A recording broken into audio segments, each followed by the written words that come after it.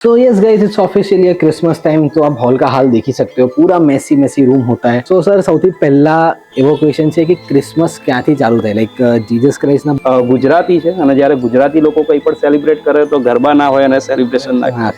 So merry Christmas to you from my side. So hello guys, welcome back to the channel. Hope you guys are doing absolutely fine. It's your 12 with DC with his new vlog. So guys, आज का दिन थोड़ा special लग रहा है because it's December time. ठंडी सी हवा चालू हो गई है, तो आपको पता लग ही जाता है कि क्रिसमस वाइब चालू हो गई, क्रिसमस चालू हो चुका है। सो आज का पूरा दिन तो डेकोरेशन में जाने वाला है। So let's start with the decoration prep. Start हो ही चुका है। यस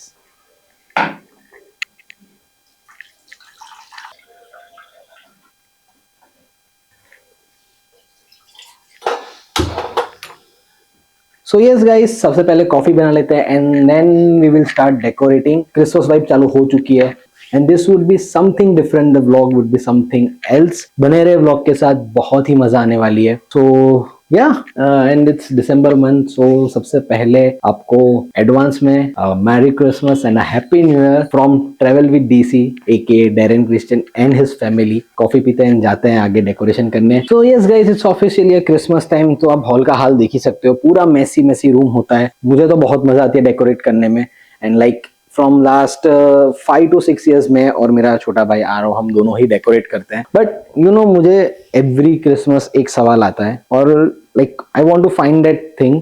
सो मुझे वो चीज ढूंढनी है कि वो क्या है और जो मेरे दिमाग में वो सवाल है वो कितना वैलिड है। सो यस, वो सवाल है कि why this Christmas tree, why the stars, why the light. उसका कुछ तो मीनिंग होगा ना कल्चर में। वो कल्चर के बिना तो वी वोंट फॉलो। और अगर हम लोग फॉलो कर रहे हैं, so like we are following different path. वो जो पाथ है वो फॉलो कर रहे हैं कि नहीं कर रहे, वो सारी चीज it's not on a religious behalf. वो रिलीजियस बिहाफ मेरा है, मैं रखता हूँ। Sorry to the Gen Zs, but या मैं जेंजी में 2001 हूँ, बट जेंजी नहीं गिनता हूँ मैं अपने आप को। So yes guys, sorry for this talkative video, but या जो थॉट है मेरे दिमाग में। सो मुझे ऐसा लगता है कि अभी जो हमारी जनरेशन है ना, वो बेसिकली बहुत कुछ नहीं जानते हैं। हम लोग ने चीजें बहुत अलग तरीके से लेना शुरू किया है एंड इट्स गुड। वो पर्सनल पर्सपेक्टिव में उसको कुछ चेंज करना नहीं चाहता। बट मुझे ऐसा है कि अगर कोई फैक्चुअल चीज सामने आ रही है, अगर हमको कुछ जानने को मिल रहा है, सो वो मैं आपके तक लाना चाहता हूँ। सो थोड़ी देर रुक जाओ, आपको पता चलेगा कि what I am doing and it's something new, something good. आपको मजा भी आएगा।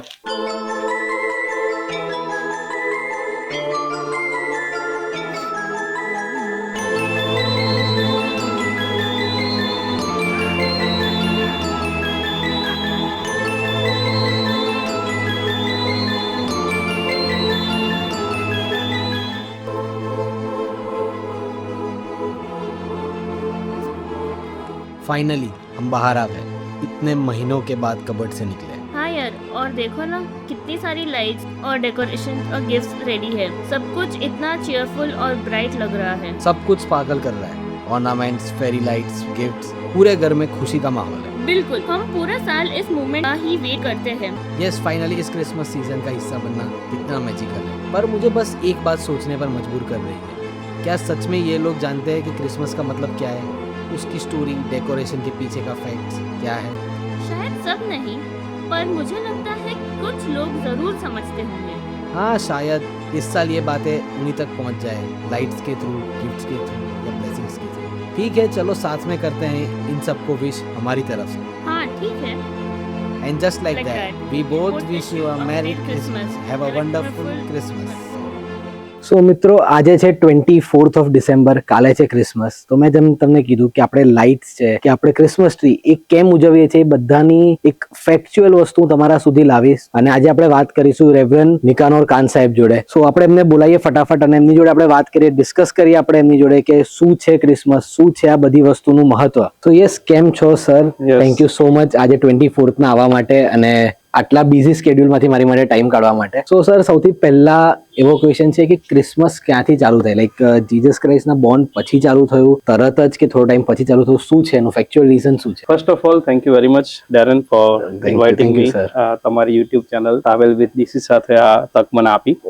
અને ખરેખર એ તમે જોઈ શકો છો કેટલું હેક્ટિક સ્કેડ્યુલ મોસ્ટ આપણે 24th થાય, આપણે 18th ના વાત કરી હતી। હા, એટલે એ ડિલે થતું જ ગયું, પણ આજે ફાઇનલી બાય ગોડ્સ ગ્રેસ આ સમય મળી શકે। Yes sir. અને જે સંદેશ તમે તમારા ઓડિયન્સ સુધી પહોંચાડવા માંગો છો, ચોક્કસ એ બધાના માટે બહુ Yes. ઇન્ફોર્મેટિવ રહેશે અને Yes. ઉપયોગી બનશે. સો ક્રિસમસ તમે જે પૂછ્યું કે ક્રિસમસ એ ક્યારે એસ્ટાબ્લિશ થઈ અને કેવી રીતે એની સેલિબ્રેશનની શરૂઆત થઈ, રાઈટ? સો આપણે બધા જાણીએ છીએ એ પ્રમાણે ઓલમોસ્ટ અરાઉન્ડ 2000 વર્ષ પૂર્વે એ ઈસુ ખ્રિસ્ત એ આ ધરતી ઉપર આવ્યા.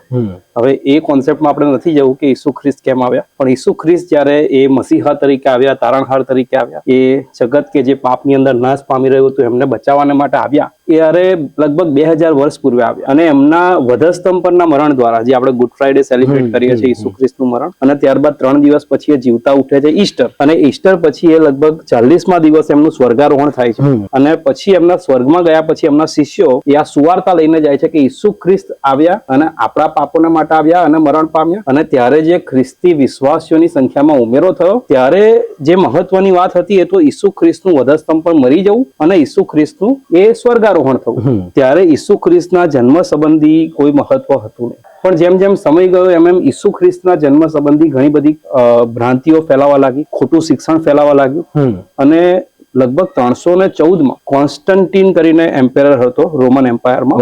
એ વખત સુધી ખ્રિસ્તીઓ એ ડરીને જીવતા હતા, બીને જીવતા હતા, અને ખ્રિસ્તીઓની સતામણી થતી હતી, એ લોકોને મારી નાખવામાં આવતા હતા, અને એટલે એ લોકો છુપાઈને જીવતા હતા. પણ લગભગ 314માં એડિક્ટ ઓફ મિલાન કરીને એક ઘટના બની કે જ્યાં એને ઈશ્વરે દર્શન આપ્યું, અને ત્યાં એ કોન્સ્ટન્ટીનને રિયલાઇઝ થયું કે ક્રિશ્ચિયાનિટી એ ટ્રુ રિલિજન, અને એટલા માટે એ ક્રિશ્ચિયાનિટીને લીગલ સ્ટેટ રિલિજનનો દરજ્જો મળ્યો.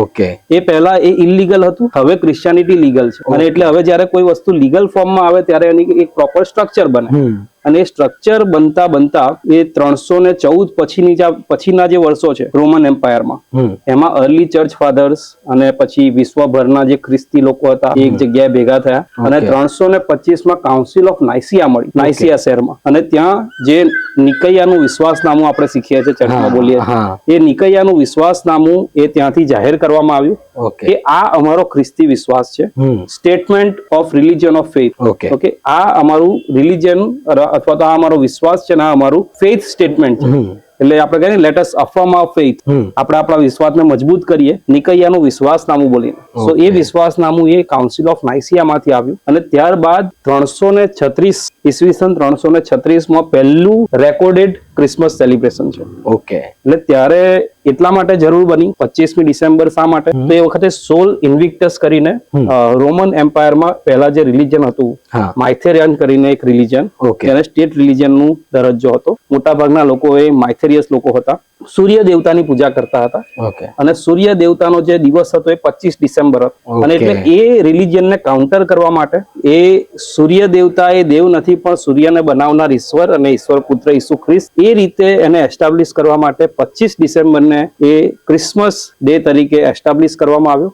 અને ત્યારથી લઈને પછી લોકો એ જેટલું મહત્વ એ પુનરુત્થાનને, ગુડ ફ્રાઈડેને અને વધસ્તંભ પરના ઈશ્વરને આપતા હતા, એ જ એટલું જ મહત્વ હવે ક્રિસમસને પણ મળવા લાગ્યું. અને ક્રિસમસ, કારણ કે રોમન સામ્રાજ્ય એ બહુ મોટું સામ્રાજ્ય હતું અને એમનું ઇન્ફ્લુએન્સ આખા વિશ્વભરમાં હતું, એટલા માટે એ જે ક્રિસમસનો કોન્સેપ્ટ છે એ બહુ રેપિડલી ગ્રો થયો, અને રોમમાંથી શરૂ થયો, અને આખા વિશ્વમાં આજે તમે જુઓ છો એ ખ્રિસ્તી હોય, બિન ખ્રિસ્તી હોય, બધા જ લોકો એ નાતાલની એટલે કે ક્રિસમસની ઉજવણી કરે છે. બહુ જ ઇન્ફોર્મેટિવ હતું, અને લાઈક બહુ બધી એવી વસ્તુ હતી જે મને કદાચ કદી ખબર પણ ના પડત અગર હું તમારી જોડે એ વસ્તુને વાત ના કરત તો, અને એવી રીતે આપણા દર્શકો છે કે એ લોકોને સુધી પણ આ વાત ના આવત. સો યસ, આપણે ફટાફટ આપણા સેકન્ડ ક્વેશ્ચન પર જઈએ. સો યસ, સેકન્ડ ક્વેશ્ચન એવો છે કે કેરલ્સ જે છે એ તો પહેલા શું છે, અને કેરલ્સ સ્ટાર્ટ ક્યારથી થયા, અને એમાં કેરલ્સ ઇન્ડિયામાં કઈ રીતે સેલિબ્રેટ થાય છે અને વેસ્ટર્ન કન્ટ્રીઝમાં કઈ રીતે સેલિબ્રેટ થાય છે? ઓકે, બહુ સરસ પ્રશ્ન તમે પૂછ્યો. કેરલ્સ શું છે અને ક્યારે એની શરૂઆત થઈ? તો કેરલ્સની શરૂઆત એ ક્રિસમસની સાથે નથી થઈ, એ બહુ પછી થઈ. કેરલ્સ એ પહેલા તો જે લેટિન કલ્ચર છે એટલે રોમ કલ્ચર છે, એમાં એક સેક્યુલર ભાગ હતો, એટલે એ કોઈ એની સાથે કોઈ ધાર્મિક જોડાણ નહોતું, ખ્રિસ્તી ધર્મ સાથેનું કોઈ સીધું જોડાણ નહીં, પણ જગીક રીતે એને ઉજવતા હતા. પણ લગભગ 1223ની સાલમાં સેન્ટ ફ્રાન્સિસ ઓફ અસીસી કરીને એક બિશપ હતા, ચર્ચ બિશપ, કે જેમણે આ જે ફોક ટ્રેડિશન છે એને એમણે રિલિજિયસ લુક આપ્યો અને રિલિજિયસ ટર્ન આપ્યો, અને ધાર્મિકતા તરફ લોકો વળે એટલા માટે એને ધાર્મિકીકરણ કરીને કેરલ સિંગિંગની શરૂઆત એ કરી. ઓકે. અને પછી તમે જુઓ તો આજે આખા વિશ્વભરમાં કેરલ સિંગિંગ એ થાય છે. હા. અને આપણે પણ આપણા ચર્ચમાં હમણાં જ કર્યું. 10 દિવસ કેરલ્સમાં ફર્યા. ફર્યા. જે ફરક છે એ છે હા. કે આપણે કેરલ સિંગિંગમાં જઈએ છીએ, ચર્ચ તરીકે જઈએ છીએ, નાતાલના ગીતો ગઈએ છીએ અને એ ગીતો દ્વારા જે ખ્રિસ્ત આગમનની અને ખ્રિસ્ત જન્મ જયંતિની સુવાર્તા છે, સુવાર્તા, સારી વાર્તા, એ વાત કે જે વાત દ્વારા કેમ કે દેવે જગત પર એટલી પ્રીતિ કરી કે તેણે પોતાનો એકનો એક પુત્ર આપી દીધો, એ સારું કે જે કોઈ તેના પર વિશ્વાસ કરે તેનો નાશ ન થાય પણ તે અનંત જીવન પામે. એટલે ઈસુ ખ્રિસ્ત એ આવ્યા, એ વધસ્તંભ પર મરણ પામ્યા અને તેમના મરવા દ્વારા આપણને અનંત જીવન પ્રાપ્ત થાય છે. એ સુવાર્તા છે. એના પહેલા અનંત જીવનની કોઈ વાત નથી, પણ હવે મર્યા પછીનું જીવન પણ આપણા માટે છે. એ સુવાર્તા છે અને એ સુવાર્તા આપણે ગીતો દ્વારા અને વાજિંત્રો દ્વારા ઘરે ઘરે જઈને લોકોને આપીએ છીએ, વધામણી આપીએ છીએ અને આને આપણે ડાયરેક્ટલી રિસેમ્બલ કરીએ છીએ કે જ્યારે ઈસુ ખ્રિસ્ત જન્મ્યા, જે કેરલ્સ ગાતા આવ્યા, તાપણી કરતા હતા અને દૂતો જઈને એમને દર્શન દીધું કે તમારે સારું, એ તારનાર ખ્રિસ્ત પ્રભુ જન્મ્યો છે. એ ગીતો ગાતા ગાતા, સ્તુતિ કરતા કરતા એ ઈસુ પાસે આવે છે અને એ વાતને યાદ કરીને આજે આપણે એ કેરલ સિંગિંગ કરીએ છીએ. હવે એ સેક્યુલર રહ્યું નથી, હવે એ ધાર્મિક છે અને હવે વધારે ધાર્મિક કરતા હું કહીશ કે આત્મિક છે. આત્મિક છે, રાઈટ. અને પરદેશની અંદર પણ કેરલ સિંગિંગ થાય છે, પણ પરદેશની અંદર હવે ચર્ચનો કોન્સેપ્ટ ધીરે ધીરે ઓછો થઈ રહ્યો છે. લોકો એ ધાર્મિકતાથી દૂર જઈ રહ્યા છે. ઓકે. હવે ત્યાં વધારે સેક્યુલર, કારણ કે લોકો હવે શું કહેવાય કે ક્રિશ્ચિયાનિટીને બહુ સેક્યુલર અને હવે કોમર્શિયલાઇઝેશન કરી રહ્યા છે અને આવકના સ્ત્રોતની રીતે જુએ છે. પણ ભારતની અંદર અને એવા દેશો કે જ્યાં ધાર્મિકતા અને આત્મિકતા વધારે મેટર કરે છે, ત્યાં આપણે એને વધારે ધાર્મિક મૂલ્યોથી સરખાવીએ છીએ. તો એટલે લાઈક કેરલ્સ બહુ જ ડિફરન્ટ છે આપણે ઇન્ડિયામાં લઈને ને વેસ્ટર્ન કન્ટ્રીઝમાં લઈને. આપણા જેવું વેસ્ટર્ન કન્ટ્રીઝ ઘરે ઘરે નથી, ઘરે ઘરે નથી. અને કેરલ્સ ઇન્ડિયામાં ક્યારે આવ્યું? ઇન્ડિયામાં જેમ ક્રિશ્ચિયાનિટી આવી, હા, એની સાથે જે ક્રિશ્ચિયન વેસ્ટર્ન ટ્રેડિશન હતા એ બધા જ આવ્યા. લગભગ 1498 સાલમાં એ વાસ્કો દી ગામા એ ભારતમાં આવ્યા અને ક્રિશ્ચિયાનિટી જો કે ભારતની અંદર પ્રથમની સદીમાં આવી ગઈ હતી, જે ઘણા લોકો નથી જાણતા, હું કહી દઉં. જ્યારે જે લોકો ક્રિશ્ચિયાનિટી વેસ્ટર્ન રિલિજન કહે છે એ અમારું નથી એવું કહે છે. ઈસવીસન 52ની સાલમાં એ સંત થોમસ એ ભારત આવ્યા હતા અને ખ્રિસ્તી ધર્મના સુવાર્તા પ્રચારને લઈને મલાબાર કોસ્ટ, સાઉથ ઇન્ડિયામાં, કેરલાની અંદર તેઓ આવ્યા હતા. અને આજના સમયમાં પણ તમે જુઓ તો માર્થોમા ચર્ચ, સેન્ટ થોમસ ચર્ચ, એ જે ટ્રેડિશન છે એ સંત થોમાથી આવે છે. ચર્ચ બહુ રેપિડલી ગ્રો ના કર્યું, એ લોકો બહુ એક્સક્લુઝિવ કોમ્યુનિટી હતા, ઇન્ક્લુઝિવ નહોતા અને એટલે એ ત્યાં લિમિટેડ રહ્યું. પણ જે યુરોપિયન ઇન્વેન્શન થયું અને યુરોપિયન લોકોએ જયારે ઇન્વેડ કર્યું અને વાસ્કો દી ગામા આવ્યા અને ત્યાર પછી જે યુરોપિયન કન્ટ્રીઝ એક પછી એક આવી, એમની સાથે યુરોપિયન મિશનરીઝ પણ આવ્યા. એમણે સ્કૂલ્સ એસ્ટાબ્લિશ કરી, હોસ્પિટલ એસ્ટાબ્લિશ કરી, ચર્ચીસ એસ્ટાબ્લિશ કર્યા અને એમના આવવાથી જે વેસ્ટર્ન ક્રિશ્ચિયન ટ્રેડિશન્સ છે એ પણ આવી. એટલે ભારતીય ખ્રિસ્તીઓએ એક ખ્રિસ્તી વિશ્વાસ સ્વીકાર્યો, ખ્રિસ્તી ટ્રેડિશન્સ પણ સ્વીકાર્યા, પણ સાંસ્કૃતિક રીતે આપણે ભારતીયો છે. અને એટલે તમે જુઓ તો આજે ભલે ખ્રિસ્તી વિશ્વાસ એ પશ્ચિમમાંથી આવ્યો અને એમાં પશ્ચિમ રંગરૂપ હોય, પણ તેમ છતાં નાતાલ આવે ત્યારે ખ્રિસ્તીઓને ગરબા રમવા જોઈએ, રાઈટ. કારણ કે એ ખ્રિસ્તીઓ એ ખ્રિસ્તી વિશ્વાસ તો સ્વીકાર્યો છે, પણ એ મૂળ તો ભારતીય છે અને મૂળ એ ગુજરાતી છે. અને જયારે ગુજરાતી લોકો કંઈ પણ સેલિબ્રેટ કરે તો ગરબા ના હોય અને સેલિબ્રેશન ના કરે. સાચી વસ્તુ છે. અને ભૌગોલિક રીતે જો તમે જુઓ તો ભૌગોલિક રીતે આપણે હિન્દુ કહેવાય, કારણ કે people who lived on the river bank of Indus river were called Hindus. Sindh નદીના કિનારે જે સંસ્કૃતિ એ વૃદ્ધિ પામી અને સિંધુ અને પાછળથી હિન્દુ, એને હિન્દુ સંસ્કૃતિ નામ આપવામાં આવ્યું. અને આપણે એ હિન્દુ સંસ્કૃતિના ભાગ છે.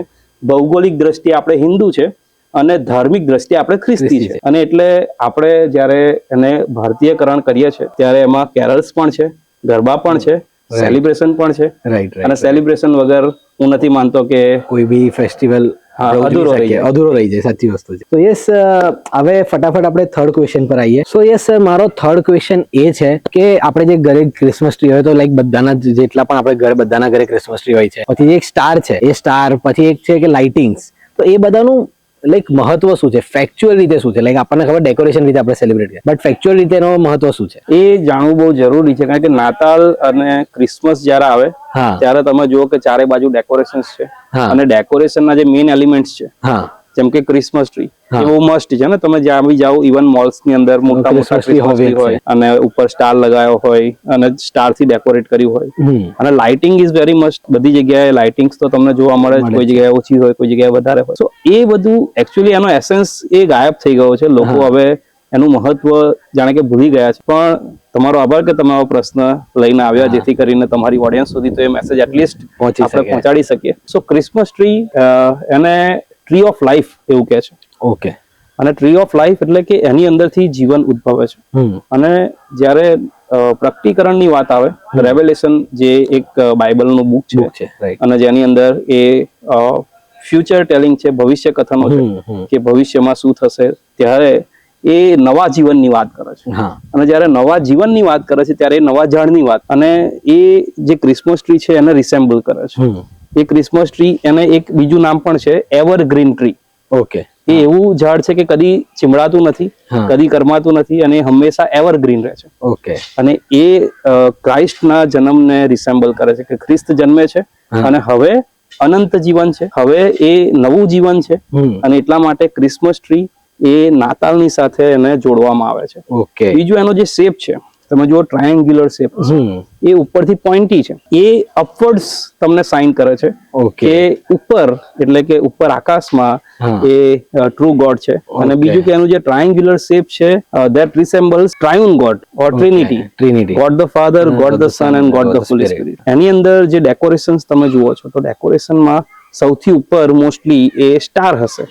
અને એ સ્ટાર, જો તમને ઇન્ફન્ટ નરેટિવ અથવા તો ક્રિસમસ સ્ટોરી ખબર હશે તો તમને ખબર હશે કે જ્યારે ઈસ્ટર્ન કન્ટ્રીઝમાંથી 3 રાજાઓ આવ્યા, 3 માગી લોકો આવ્યા અને સોનું, બોળ અને લોબાણના એ અર્પણો લઈને આવ્યા. એમની પાસે સંદેશ આવ્યો, એમણે એ આકાશમાં મોટા તારાને જોયું અને એ તારાને જોઈને એમને લાગ્યું કે આ તારો એ કંઈક નવો છે, કંઈક અલગ છે ને આની અંદર કંઈક સંદેશ છુપાયેલો છે. અને તારાની પાછળ પાછળ તેઓ ચાલતા જ્યારે ગયા ત્યારે એ ગભાણ આગળ એ આવીને અટકી ગયો અને એમણે જોયું કે ગભાણમાં એ દેવપુત્ર જન્મ્યો છે અને એ ખરો રાજા, અને એ રાજાને એ અર્પણ કરે છે. એટલે તારો એ આપણને ઈશ્વર તરફ દોરી જાય છે. તારો એ ફક્ત તારો નથી, પણ એક ગાઈડ છે. એ ગાઈડ આપણને ક્યાં ગાઈડ કરે છે? તો ઈશ્વર પુત્ર તરફ આપણને લઈ જાય છે. અને એટલા માટે તારો એ સિમ્બોલ છે ઈસુ ખ્રિસ્તના જન્મનો. તારો એ સિમ્બોલ છે એ સુવાર્તાના સંદેશનો. અને એની અંદર જે લાઇટિંગ્સ છે, લાઇટિંગ, હવે એ જે આપણે ફરી પેલા પ્રશ્ન ઉપર આવીએ તો સોલ ઇન્વિક્ટસ જેની વાત કરી, કે સૂર્ય દેવતાની વાત અને એના સેલિબ્રેશનની વાત 25 ડિસેમ્બર, તો એ લાઇટનું સેલિબ્રેશન હતું. અને એ વખતે જે ડિક્લેર કરવામાં આવ્યું કે Jesus Christ is the light of the world, જે બાઇબલમાં પણ ઈસુ ખ્રિસ્ત કહે છે, માર્ગ, સત્ય અને જીવન હું છું.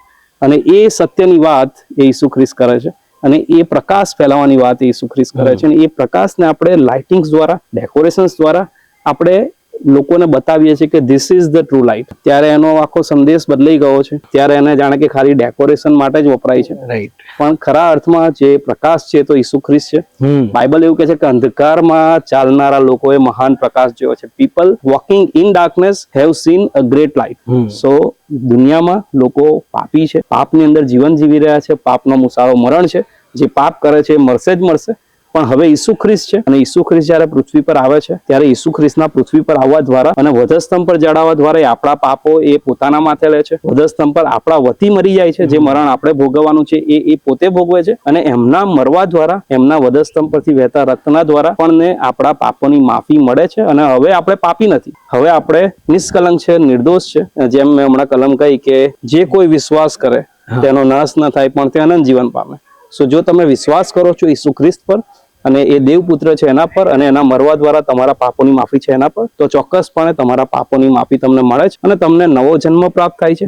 અને નવા જન્મ પછી જો તમે મરી પણ જાઓ છો તો તમારી માટે અનંત જીવન છે, ઇટર્નલ લાઈફ છે. સો એ ઇટર્નલ લાઈફને સિમ્બોલાઇઝ કરે છે આ લાઇટ. સો ગાઈઝ, આ લાઈક બહુ આ એક ફેક્ચ્યુઅલ રીઝન હતું. આપણે લોકો લાઇટિંગ્સ તો કરીએ છીએ, બટ જેમ કે સરે એવું કીધું કે અત્યારે એનું એસેન્સ જે છે, ફેક્ટ છે એ જતું રહ્યું છે. સો યસ, હવે આપણે આપણા ફાઇનલ ક્વેશ્ચન પર આવીએ. સો આપણો છેલ્લો ક્વેશ્ચન, અને બહુ ઇમ્પોર્ટન્ટ, કે કેવી રીતે ક્રિસમસ સેલિબ્રેશન વર્ષો વર્ષ ચેન્જ થયા છે, અને અત્યારે તો લાઈક એક જનરેશન જ અલગ છે. અત્યારે તો અત્યારે કેવા છે, એના વિશે તમે કંઈ કહી શકતા હોય તો સર. ઓકે, ક્રિસમસ કેવી રીતે એનું celebration over the time change થયું, રાઈટ? ક્રિસમસ જે આપણે વાત કરીએ પ્રમાણે કે પ્રથમની સદીમાં ઈસુ ખ્રિસ્ત જન્મ્યા અને 2000 વર્ષ પૂર્વે ઈસુ ખ્રિસ્ત જન્મ્યા અને શરૂઆતના સમયની અંદર લોકોનું જે ધ્યાન હતું અથવા તો આકર્ષણ હતું અથવા જે મહત્વ હતું એ ઈસુ ખ્રિસ્તના મરણનું અને એમના પુનરુત્થાનનું વધારે હતું, કારણ કે એમના દ્વારા એ અનંત જીવનની પ્રાપ્તિ થાય છે એ લોકોની પાસે એક ક્લિયર મેસેજ હતો અને એટલા માટે જન્મનું બહુ મહત્વ એ સમયે હતું નહીં. પણ લગભગ 4th સદીની શરૂઆતમાં જ્યારે ક્રિશ્ચિયાનિટી એક સ્ટેટ રિલિજનને એને ઉપમા મળે છે અને એને લીગાલિઝમ ની અંદર એન્ટર કરવામાં આવે છે ત્યારે એ એક સ્ટ્રક્ચરમાં આવે છે અને જ્યારે સ્ટ્રક્ચરમાં આવે છે ત્યારે એ ઈસુ ખ્રિસ્તના જન્મને પણ એટલું જ મહત્વ આપવાની વાત આવે છે. અને એટલે ઈસુ ખ્રિસ્ત જ્યારે જન્મ્યા, દેવપુત્ર તરીકે જન્મ્યા, પવિત્ર આત્મા દ્વારા જન્મ્યા, કોઈ પણ જાતના ફિઝિકલ રિલેશન દ્વારા એ જન્મ્યા નથી અને કુંવારી મરિયમના ઉદરે જન્મ્યા. આ બધો સંદેશ પણ એટલો જ મહત્વનો હતો જેટલું એમનું મરવું અને જેટલું એમનું પાછા આવવું. અને એટલે આ સંદેશને વધારે હાઇલાઇટ કરવાના માટે, વધારે મહત્વ આપવાના માટે 3જી અને 4થી સદીની શરૂઆતમાં એ ક્રિસમસ સેલિબ્રેશનની શરૂઆત થાય છે. ક્રિસમસને એઝ અ ફેસ્ટિવલ ઉજવવાની શરૂઆત થાય છે અને ત્યારે ક્રિસમસની અંદર શરૂઆતની અંદર આ જે તમે જુઓ છો એવું નહોતું. શરૂઆતની અંદર તો સાદું ભજન હતું, લોકો એકઠા મળતા હતા અને બાઇબલ વાંચન કરતા હતા, લોકોને સંદેશ આપતા હતા કે નાતાલ શું છે, ઈસુ ખ્રિસ્તનો જન્મ કેવી રીતે થયો, અને ત્યારબાદ પ્રભુ ભોજન લેતા હતા, હોલી કમ્યુનિયન લેતા હતા અને છૂટા પડી જતા હતા. ત્યારબાદ લગભગ 6ઠી સદીની આસપાસ એ નેટિવિટીની શરૂઆત થાય છે. લોકો નેટિવિટી પ્લે શરૂ કરે છે. નેટિવિટી પ્લે એટલે કે આપણે ગભાણની અંદર ઈસુ ખ્રિસ્ત જન્મ્યા અને કેવી રીતે યુસુફ અને મરિયમ ને ઈશ્વર દર્શન આપે છે ગાબ્રિયલ દૂત દ્વારા અને પછી એમની પાસે જે મેસેજ જાય છે, કેવી રીતે એ લોકો એકબીજાને સ્વીકારે છે, કેવી રીતે યરુસાલેમમાં જાય છે, કેવી રીતે એમને એ ગભાણની અંદર કોઈ જગ્યા નથી મળતી એટલે ગભાણમાં એ ઈસુ ખ્રિસ્તનો જન્મ આપે છે. એમને જોવા માટે દૂર દૂરથી માગીઓ આવે છે અને આ છે આને નેટિવિટી પ્લે કહે છે. અને નેટિવિટી પ્લેની શરૂઆત એ 6ઠી સદીથી થાય છે. ત્યાં સુધી પણ કોઈ ડેકોરેશન લાઇટિંગ્સ નથી. લગભગ રિફોર્મેશન પીરિયડ જ્યારે આવ્યો, ઈસવીસન 1517ની સાલમાં 31 ઓક્ટોબરે જર્મનીની અંદર માર્ટિન લુથર દ્વારા રોમન કેથલિક ચર્ચ, કે એ સમયે જ્યારે સુપર પાવર હતું, રોમન કેથલિક ચર્ચ કે જે સ્ટેટ કરતા પણ વધારે મહત્વ ધરાવતું હતું, કોઈ રાજાના કરતા પણ વધારે મહત્વ એ ચર્ચ અને પોપનું હતું, અને એની સામે માર્ટિન લુથર બળવો કરે છે અને જે ખોટું શિક્ષણ છે, ખોટા ટ્રેડિશન છે એની સામે વિરોધ કરે છે અને ચર્ચથી અલગ થાય છે, પ્રોટેસ્ટ કરે છે અને અલગ થાય છે ને એટલે એને પ્રોટેસ્ટન્ટ ચર્ચ નામ આપવામાં આવે છે. તો 16મી સદીની શરૂઆતમાં 31 ઓક્ટોબર 1517 જર્મનીની અંદર પ્રોટેસ્ટન્ટ ચર્ચ અલગ પડે છે. બરાબર, આ એક થોડું તમારી માટે અને ત્યારે પછી એની અંદર ઘણા બધા સુધારા કરવામાં આવે છે સેલિબ્રેશનમાં અને રિફોર્મેશન એટલે આખું રિફોર્મ કરવામાં આવે છે અને ફરી પાછું જે ઓરિજિનલ સિસ્ટમ હતી સેલિબ્રેશનની કે મળવાનું, ગીતો ગાવાના, બાઇબલ વાંચવાનું, મનન કરવાનું, પ્રભુ ભોજન લેવાનું, હોલી કમ્યુનિયન લેવાનું અને છૂટા પડવાનું, તે જે એક્સ્ટ્રા એલિમેન્ટ છે એને એ લોકો બાદ કરે છે. 18-19મી સદીમાં શું થાય છે કે હવે લોકો એ મોડર્ન એજમાં છે અને લોકો એના સેલિબ્રેશનની અંદર કેક એડ કરે છે, ડેકોરેશન એડ કરે છે, સાન્તા ક્લોઝ એડ કરે છે, ક્રિસમસ ટ્રી એડ કરે છે અને એનું કોમર્શિયલાઇઝેશન થવાની શરૂઆત થાય છે. અને લગભગ 20મી સદી આવતા સુધી તો એ જાણે કે એક આખો સેક્યુલર સેલિબ્રેશન થઈ જાય છે અને આજે 21મી સદીમાં આપણે જોઈ જ શકીએ છીએ કે ક્રિસમસ એ હવે કોઈ એક સંપ્રદાય સુધી પૂરતો રહ્યો નથી, એક દેશ સુધી પૂરતો રહ્યો નથી. આખી દુનિયામાં બધા જ લોકો કોઈ પણ ધર્મના હોય એ લોકો એને સેલિબ્રેટ કરે છે અને હવે ક્રિસમસ શબ્દ ધીમે ધીમે વિલોપ થતો જાય છે. હવે લોકો મેરી ક્રિસમસ કહેવાની જગ્યાએ એકબીજાને હેપી હોલિડેઝ કહીને ગ્રીટ કરે છે. એટલા માટે આજે રિફોર્મેશન જે 16મી સદીમાં થયું, આજે પણ એ થવાની જરૂર છે. ઘણા બધા એવા એલિમેન્ટ છે કે જેને આપણે ક્રિસમસ જે કોન્સેપ્ટ છે એનાથી દૂર કરવા જોઈએ અને ઘણા બધા એવા એલિમેન્ટ્સ કે જેને યોગ્ય મહત્વ નથી મળી રહ્યું એ લોકોને મહત્વ વધારે મહત્વ આપવું જોઈએ.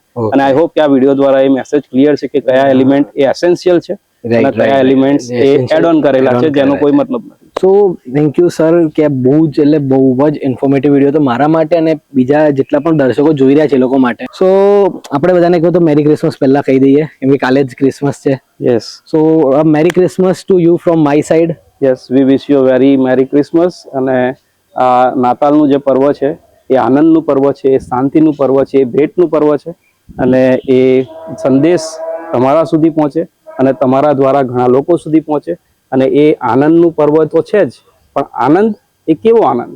એ જે દુનિયા આનંદ કરે છે એવું ના. આ આનંદ એ નિર્દોષ આનંદ. આ આનંદ એ જાણવાનો આનંદ છે કે પાપી હતા, પાપી મનુષ્યો હતા, મરણ તરફ જઈ રહ્યા હતા, પણ હવે એ મરણમાંથી બચવાનો એક મોટો રસ્તો એ દેવપુત્ર ઈસુ ખ્રિસ્તે ખોલ્યો છે. અને હવે એમના અવતરવા દ્વારા આપણા માટે અનંત જીવન છે. જો કે મરી જઈએ પણ મર્યા પછી પણ એ અનંત જીવન આપણા માટે રાહ જુએ છે. Thank you very much. So yes, આપ લોગ આપણે અહીંયા જ એન્ડ કરીએ. તો અગેન થેન્ક યુ સર આજને તમારે ટાઈમ આલવા માટે. So yes, thank you for watching guys. Do like, share and subscribe. It's your trial with DC signing of.